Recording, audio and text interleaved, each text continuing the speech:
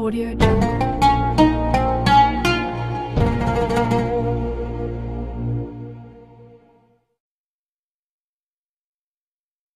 Ada seorang ulama sedang menengok orang sakit. Menengok orang sakit, ada lilin hidup. Lilin menyala hidup. Kemudian orang yang sakit tadi sakratul maut, menghembuskan nafas yang terakhir, innalillahi wa inna ilaihi raji'un.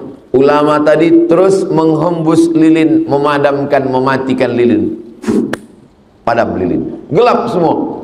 Kata tetamu, ada orang meninggal, kita perlu lampu yang terang, kita nak takziah, kita nak baca yasin, kita nak tahlil. Kenapa ada orang mati kamu padamkan lilin? Kata ulama yang dekat lilin tadi, waktu dia hidup tadi, semasa dia hidup tadi, lilin ini punya dia. Tapi begitu roh dia keluar dari jasad, sekarang lilin ini sudah punya anak dia. Dan kita belum minta izin ke anak dia untuk menyalakan lilin ini. Apakah mereka izin atau tidak? Maka saya takut syubhat, memakai harta orang belum izin. Itulah kenapa saya padamkan lilin. Sebab 1 second, 1 detik ketika nyawa keluar dari jasad, maka terlepaslah semua milik kita. Dia tidak lagi punya kita. Lilin yang tadi punya kita menyala hidup, tapi ketika roh keluar dari jasad, kita mesti padamkan itu lilin.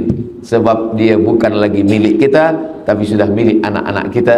Dan ulama tidak mau memakai lilin kerana anak-anak almarhum belum memberikan izin. Tapi bila anak-anak ditanya, hai semua anak ahli waris, izinkah kamu bila lilin ini diguna hidup kembali? Kata mereka, kami izin. Barulah boleh dinyalakan lagi.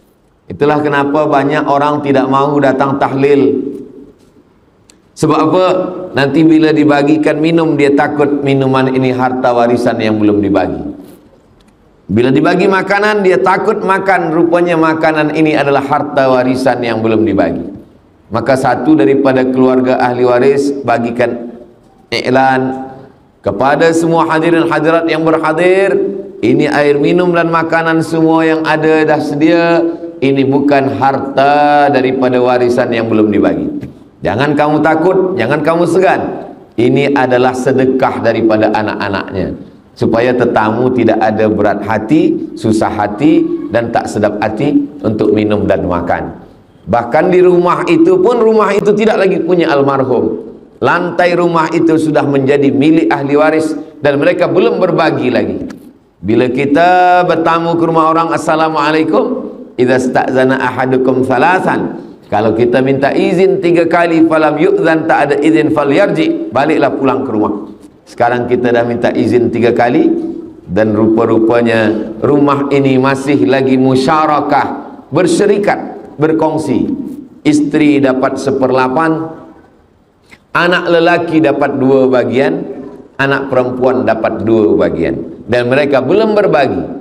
Lantai yang kita duduk punya istri kah, punya anak lelaki kah, punya anak perempuan? Air minum yang akan kita minum, apakah ini punya istri, punya anak lelaki, atau punya anak perempuan? Makanan yang disuguhkan, yang jamuan malam, kita pun belum tahu. Itulah kenapa 1 dari 2 memberikan kata alu-aluan sambutan kepada semua hadirin hadirat yang datang, membacakan Yasin, Al-Fatihah, Qul Al-Falaq, An-Nas, bertahtim, bertahlil, berzikir semua. Ini adalah sedekah daripada ahli waris, sehingga tetamu pun makan jamuan dengan senang hati, tak ada rasa berat dalam hatinya.